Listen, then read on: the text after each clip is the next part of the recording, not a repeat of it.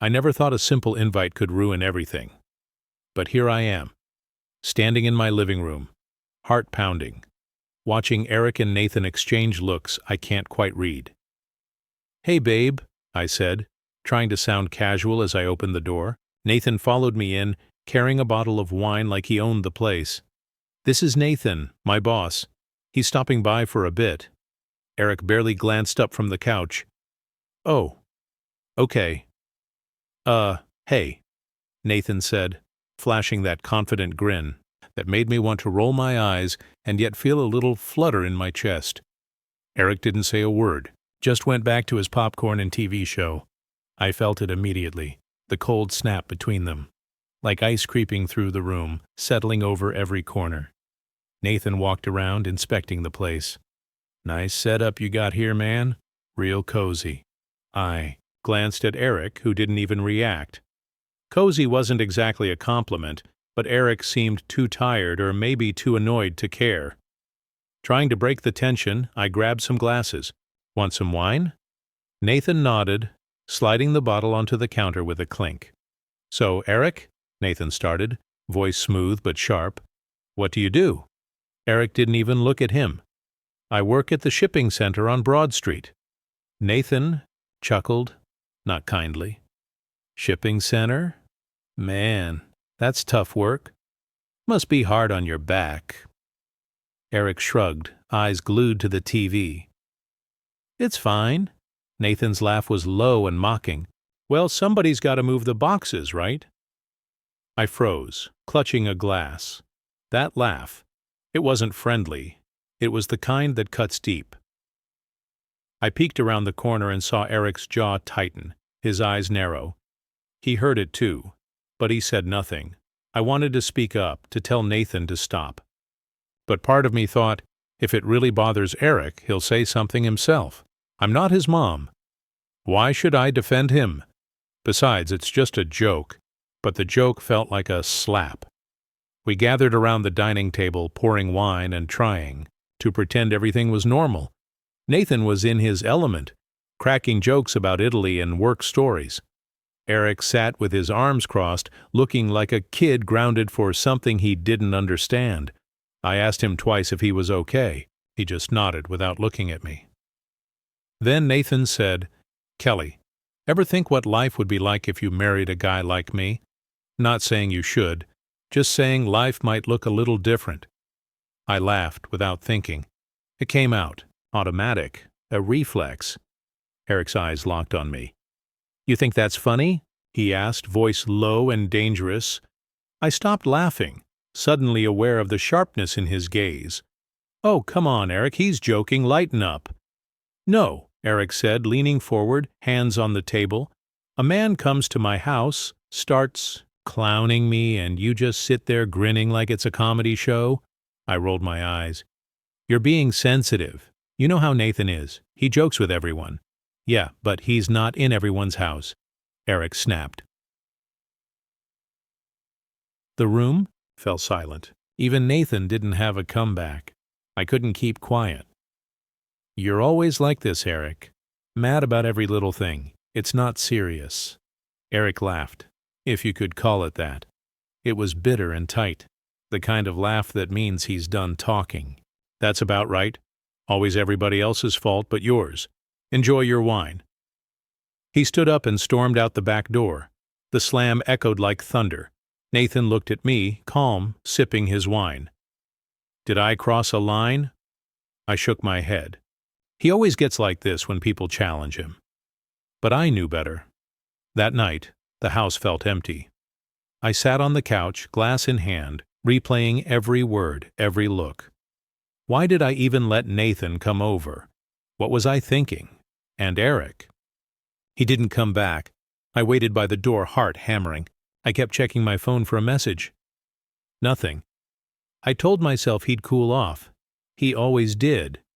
But the silence grew heavier, suffocating. I called my sister Belle. He's not talking, not coming home. What do I do? Belle sighed. Girl, you know how men get when their pride's hurt. He needs space. I didn't do anything wrong, I said, voice shaking. You laughed at him in front of your boss, she said gently. That's like throwing gasoline on a fire.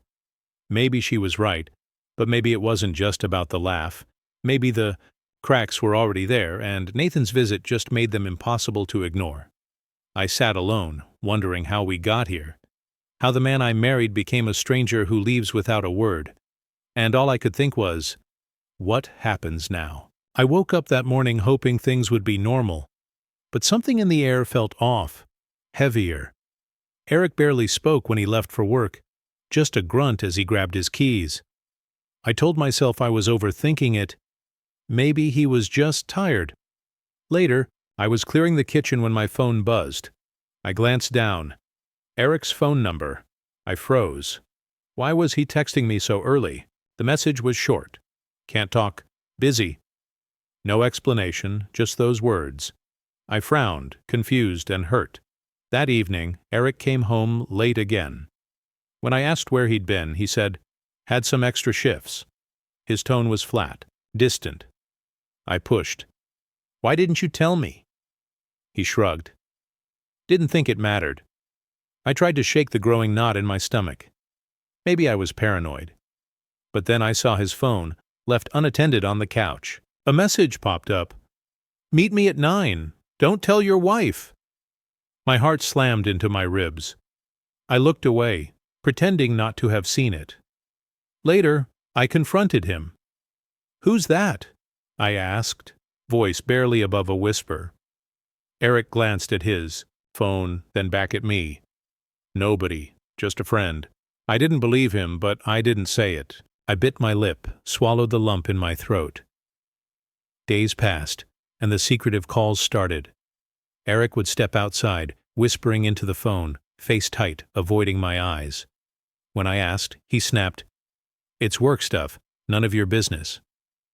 But it was my business. It had to be. One night I stayed up waiting, pretending to sleep. I heard his phone buzz. He picked up, voice low. "No, I told you, not tonight. She's around." Who's around? I wanted to shout, but I held my breath, listening. The silence that followed was worse than any answer. I tried talking to Eric, desperate for honesty. "Are you hiding something from me?" He looked away. "I don't owe you an explanation." That you cut deeper than I expected. "You used to. You used to tell me everything." He scoffed. "Things change." I felt tears sting my eyes but fought them back. "Why can't you just be honest? What did I do wrong?" Eric's face hardened. "Nothing. You did. This is on me." His words didn't comfort me. They made the silence louder. I kept replaying every moment, every glance, the late nights, the secret texts. I wanted to scream, to demand the truth, but fear held me back. Could he really be betraying me? My mind screamed no, but my heart whispered yes. I caught myself checking his phone again, feeling guilty but unable to stop. The more I looked, the less I wanted to see. One night I found an unfamiliar lipstick stain on his collar. My hands trembled as I touched it, disbelief and rage flooding me. The confrontation was inevitable. "Is there someone else?" I whispered, voice breaking. Eric didn't answer. His silence was all the confirmation I needed. That night, I cried, myself to sleep, shattered and numb. The first sting of betrayal was brutal, tearing through the life I thought I knew, and I was only at the beginning of this painful journey. I walked into the kitchen and saw Eric's phone on the counter. It was unlocked. I know I shouldn't have, but I couldn't stop myself. There it was, a message from someone named Lara. It said, "Can't wait to see you tonight." My chest tightened like someone had squeezed it too hard. When Eric came in, I held the phone out. "What's this?" My voice was shaking. He glanced at the screen and then back at me. "It's nothing, Kelly." "Nothing? You told me it was just work stuff. You lied." He ran a hand through his hair, avoiding my eyes. "Look, I didn't want to hurt you." "Didn't want to hurt me? That's rich. You've been lying right in front of me. I'm tired of this. You're always accusing me. I'm accusing you because I caught you lying. How do you expect me to trust you? He scoffed. Maybe if you didn't act like a detective, I wouldn't have to hide things. I felt rage boiling over. I'm not the one sneaking around behind. My wife's back. Maybe if you weren't so clingy, I wouldn't need to. My heart shattered. Clingy? I've been here, trying to hold this together while you treat me like I'm invisible. He folded his arms. Maybe you're the one who's invisible. The silence that followed was suffocating. I wanted to scream, to cry, to beg him to stay, but instead I whispered, "Why, Eric? Why?" He looked away. "I don't know. Maybe I'm just not happy." That hit me like a punch to the gut. Not happy? After everything? He shrugged like it was no big deal. Things change. I felt the walls closing in, the last bit of hope crumbling. I wanted to believe we could fix this, but every lie, every cold look pushed me further away. "I trusted you," I said, voice barely steady. "And you broke that." "I'm sorry," he muttered, but it didn't sound real. I shook my head. Sorry isn't enough. Tears burned my eyes. What am I supposed to do now? He didn't answer. I stood there, heart aching, realizing this was the end of the life I thought we had. The walls I built around us were collapsing, and I was left holding the rubble. I sat on the edge of the couch, phone in hand, staring at Eric's text. "You're making this all about yourself. I'm the one suffering here." I blinked hard, my chest tightening. When he walked in, I didn't look up. "You said you were tired. Not of work, of me." I grabbed my phone and called Belle.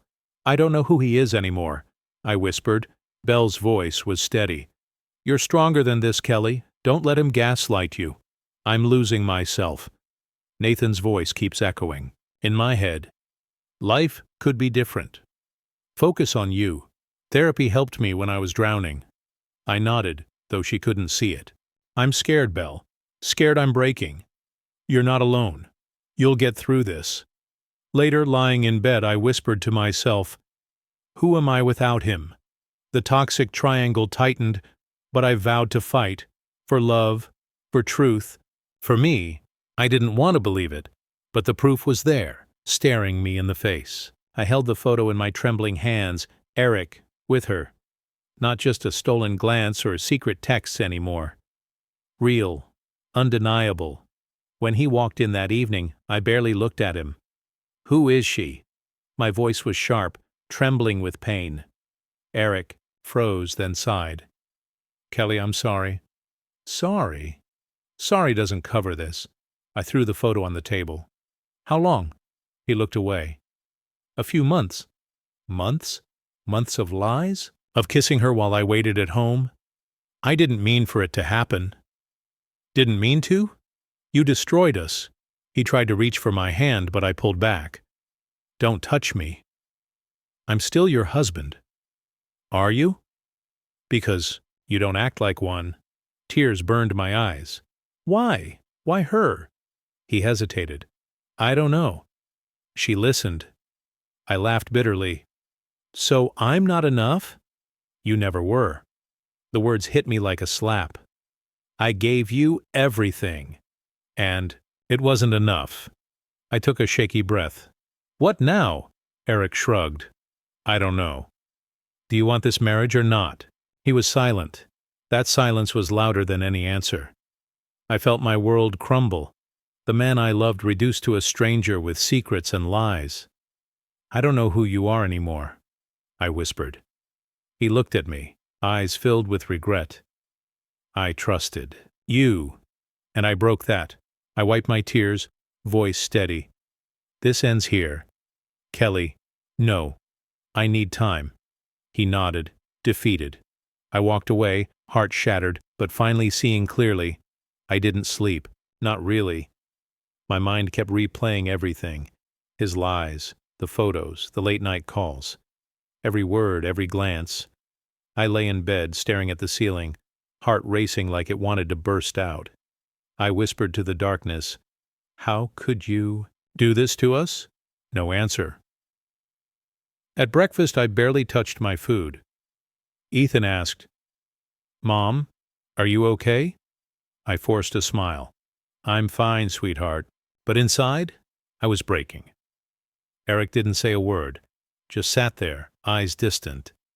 I tried to hold it together for the kids, but the silence between Eric and me was louder than any argument. One night, I found myself staring at his empty side of the bed, feeling the weight of his absence even when he was there. I called Belle, voice shaking. I don't know how to fix this. She said, You can't fix someone who doesn't want to be fixed. I nodded, tears spilling down. I'm so scared of losing everything. You're stronger than you think.